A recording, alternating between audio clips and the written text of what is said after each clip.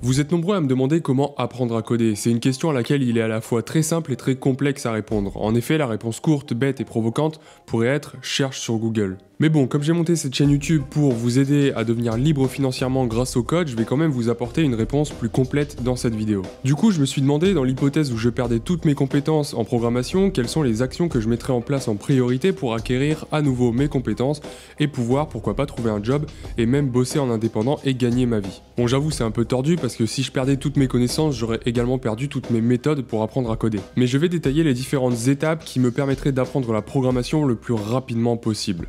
Bon, avant de commencer, pour les rageux qui détiennent la science absolue, je voulais absolument donner mon avis et mes conseils personnels. Donc si vous avez des meilleurs conseils, l'espace commentaire vous est réservé. Par contre, avant de se lancer dans l'apprentissage de telle ou telle technologie, langage ou framework, c'est ultra important de savoir pourquoi on fait tout ça.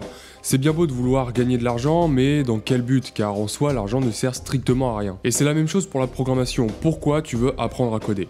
En fait, il y a deux pourquoi. Le premier pourquoi, c'est dans quel but professionnel. Peut-être que tu as déjà entendu parler des salaires avantageux des développeurs, de la culture de travail qui règne dans les startups du monde du digital, ou du mode de vie du nomade digital qui peut travailler de n'importe où dans le monde à partir du moment où il a son ordinateur et sa connexion Wi-Fi. Donc ça, c'est ton pourquoi professionnel. Et maintenant, le deuxième pourquoi, il est en deux mots. Pourquoi faire? Peut-être que toi, tu as seulement envie de faire du web, des applications mobiles ou de la configuration ou même des jeux vidéo. Alors attention, je dis pas qu'il faut absolument avoir une vision très précise du projet professionnel durant les 10 ans à venir et ne jamais le remettre en question, mais avoir une idée plus ou moins ciblée du domaine dans lequel on veut travailler ou dans lequel on aimerait travailler, ça peut permettre de trouver la motivation car, crois-moi, t'en auras besoin. De toute façon, le monde du code est tellement vague que tu vas forcément toucher à tout, mais je te conseille vraiment de te concentrer dans un premier temps sur un domaine ciblé pour ne pas trop t'éparpiller. Ensuite, la deuxième étape, c'est de choisir un langage de programmation. Alors cette étape, c'est un peu la continuité de la première dans la mesure où on va choisir un projet qui nous intéresse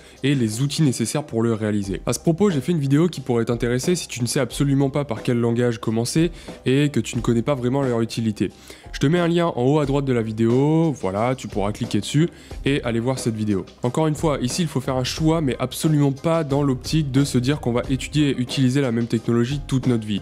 Le but, c'est simplement de passer à l'action au lieu de procrastiner des semaines et des semaines en cherchant toutes sortes d'informations diverses et variées sur tel ou tel langage. Une fois que tu as trouvé les outils qui vont te servir à mettre un pied dans le monde du code sans pour autant être découragé face à l'immensité de ce monde, je te conseille fortement de trouver un mentor. Un mentor, c'est quelqu'un qui va t'aider tout au long de ton apprentissage ou du moins durant une longue première partie. Alors ça peut être un prof particulier, mais ça peut aussi être quelqu'un qui explique le code à travers son blog, sa chaîne YouTube ou des formations. Ça peut aussi être un site sur lequel on trouve des cours pour apprendre un langage ou même des bouquins. Et pour ça, il y a énormément de ressources. Udemy, FreeCodeCamp, Open Classrooms et j'en passe. Gratuit ou payant, peu importe. Même si je conseillerais quand même fortement d'investir dans une formation payante. Pourquoi? Parce que j'ai remarqué qu'on apprenait généralement beaucoup plus vite avec du contenu payant. Et ça, c'est tout à fait logique puisque celui qui propose des cours dans le but d'en vivre va forcément fournir un effort plus conséquent que celui qui fait ça par plaisir. Et du coup, la qualité sera donc supérieure. Je dis bien en général. Moi, quand j'ai voulu apprendre à développer des applications iOS, j'ai commencé à suivre des tutos sur YouTube par exemple et ensuite les cours d'Open Classroom. Mais malheureusement, je m'éparpillais assez vite, j'abandonnais vite les cours car j'étais bloqué sur un point essentiel du projet. Et à force de recommencer à chaque fois sur un nouveau site à partir de zéro, j'ai vraiment décidé d'investir dans une formation payante qui m'a appris autant en 3 mois que en un an de papillonnage sur divers sites gratuits. Du coup, si j'avais su que je pouvais gagner un an de mon temps avec quelques dizaines d'euros, franchement, j'aurais vraiment pas hésité à sauter le pas. D'ailleurs, si ça t'intéresse, tu peux retrouver toutes les informations dans la description. Encore une fois, le contenu payant qu'on peut trouver sur internet ne contient pas des recettes magiques, mais je te conseille vraiment de trouver quelqu'un qui crée du contenu et surtout dont la pédagogie te correspond parfaitement.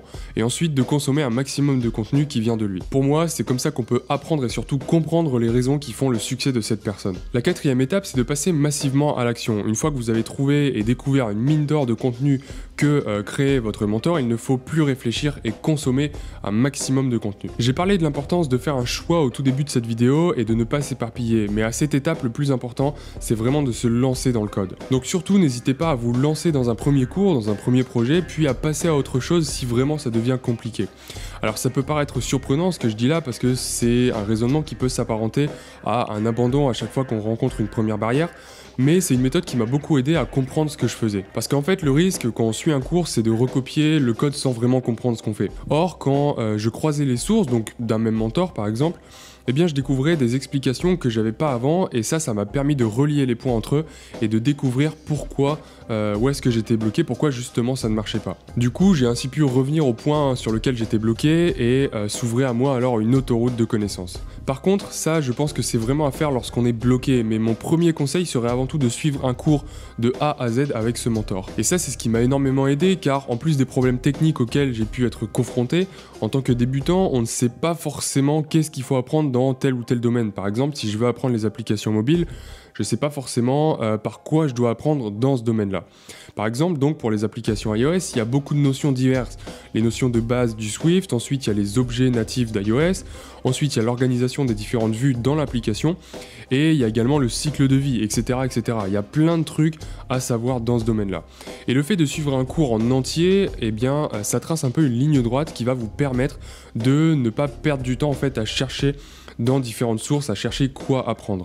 En fait, c'est un peu comme une échelle sur laquelle les échelons sont déjà accrochés et bien ordonnés surtout. Alors en général, après avoir suivi un cours ou une formation en entier, vous aurez les bases nécessaires pour vous aventurer seul dans le monde du code. Une fois ces bases acquises et surtout comprises, c'est vraiment le plus important, il sera temps de dépasser le maître. Bon, j'abuse peut-être un peu, mais le principe est clairement de se lancer tout seul dans des projets, car c'est vraiment ça qui vous fera progresser le plus. Maintenant qu'on a fini la théorie, il faut passer à la pratique et surtout être confronté à des problèmes concrets. Parce que le code, c'est une pratique qui est très longue à maîtriser et c'est en tombant en fait qu'on apprend. Et du coup, je vous conseille vraiment de vous casser les dents sur des problèmes, de ne pas endormir la nuit tellement ça vous tracasse, pour enfin trouver une solution après. Et c'est surtout pour moi un des moyens les plus efficaces de se forger à la façon de penser qui est nécessaire pour un développeur. Voilà, c'était les étapes principales par lesquelles je passerai si jamais je devais réapprendre à coder à partir de zéro. J'espère que ça aura éclairé un peu plus les débutants motivés qui veulent se lancer sans plus attendre. Je vous souhaite bon courage et n'abandonnez jamais vos rêves.